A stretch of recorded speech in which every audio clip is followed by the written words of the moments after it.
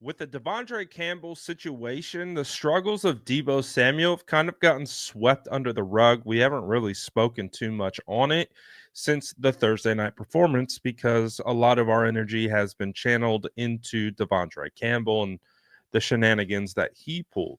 But it still needs to be discussed as Deebo Samuel had a I would almost call it an all-time stinker on Thursday night football, especially with the lead up and everything that went into it, and how he performed was just an unfortunate situation. So, who better to ask their opinion about Deebo Samuel's performance on Thursday night football than Jerry Rice, a guy who's watched his entire career, was at the game, and gave his thoughts on Deebo's performance and everything leading up to it. Take a listen to the go as he joins Bonte and Chasky on 95.7 The Game. What are you seeing with Deebo Samuel right now? I mean, he drops that ball, and the fans were just they were giving it to him. And I know that he wants to play better. Obviously, it's just he's had a really tough year. What are you seeing from him in his lack of production right now? Man, I don't know what is going on because the weirdest thing is I think he maybe had 3 catches for 16 yards. Yeah, Jerry, he has 101 receiving yards the last 5 weeks. 101 receiving yards the last 5 weeks. You do that in a quarter.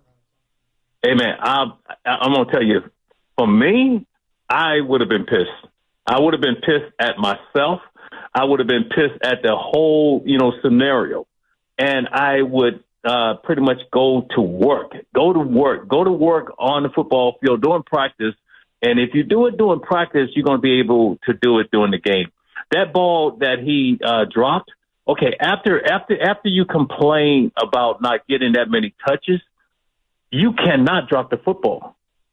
I mean, because everybody is going to get down on you and they're going to come after you.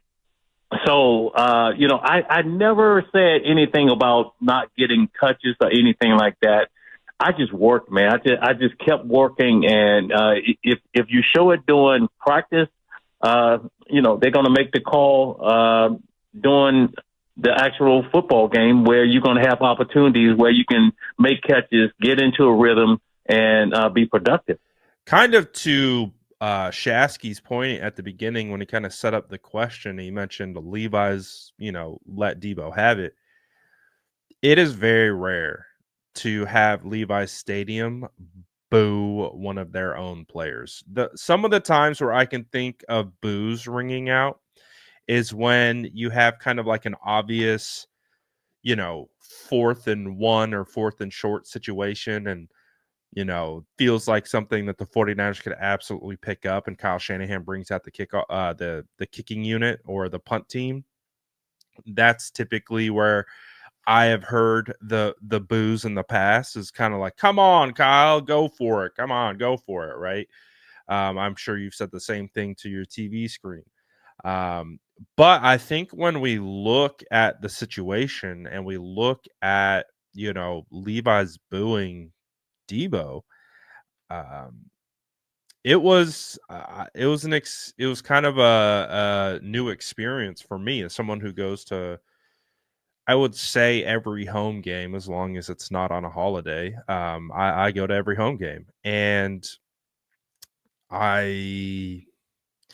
it started right away. It started up with the first drop on that slant. I told it before, I had one guy in our section stand straight up, turn around, and say, I just want everyone to know that I hate Deebo.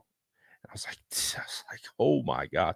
But I'm telling you, it was from everywhere, just groaning, grumbling, swearing anytime Deebo touched the ball. And that was the realization that, Deebo has lost the fan base.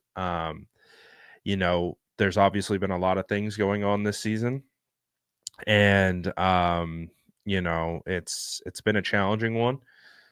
It's unfortunate because Deebo started off with so much momentum throughout training camp. He had a really good training camp performance, was one of the best players in training camp, and it just hasn't contributed in the season. He only has 1 touchdown on the year, and he has been one of the receivers who has been available the most. Obviously, with Brandon Ayuk, he tore his ACL, MCL, and couldn't return.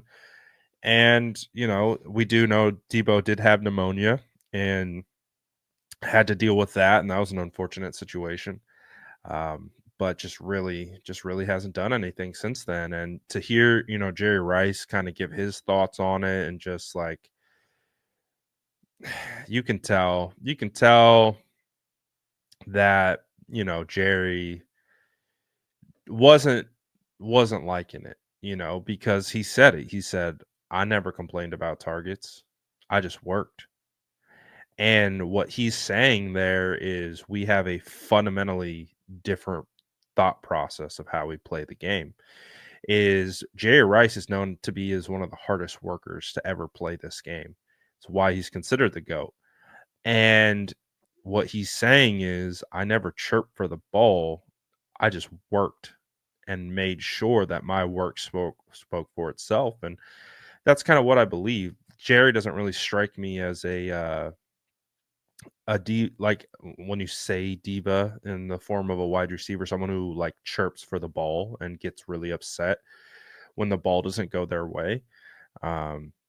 And that's what he said, and I fully believe him. Maybe there have been instances where that has popped up, but he doesn't strike me as someone who would complain for the football as long as the team is winning.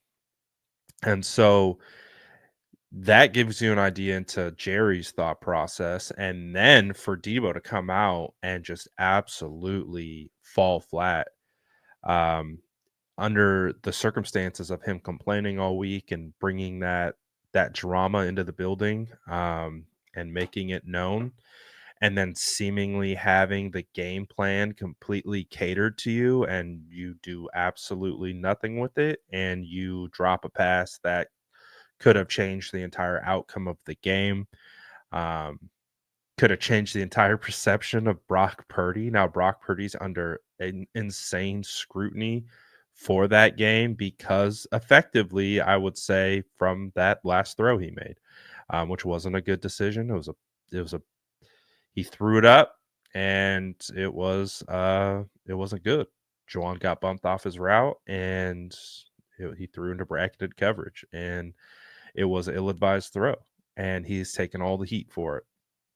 And to the point where it's people are using that situation from that game to talk about his future contract. And I'm sitting here thinking, like, if Deebo Samuel scores that touchdown, the conversation about Brock Purdy in that game, I think, looks a little bit different. And that's another thing that falls at Deebo's feet.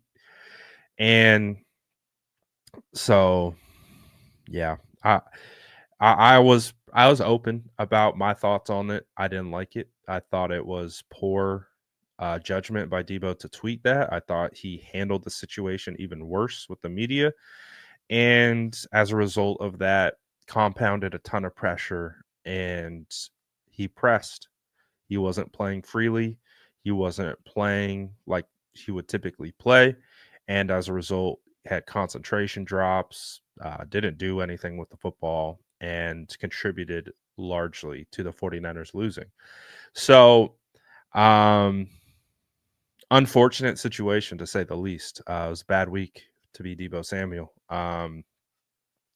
We'll see if he can rectify it over the next 3 weeks, but unfortunately, whatever he does over the next 3 weeks won't help the 49ers get into the playoffs. So, I think the fan base has officially turned on him, and we'll see if they welcome him back with open arms at any point.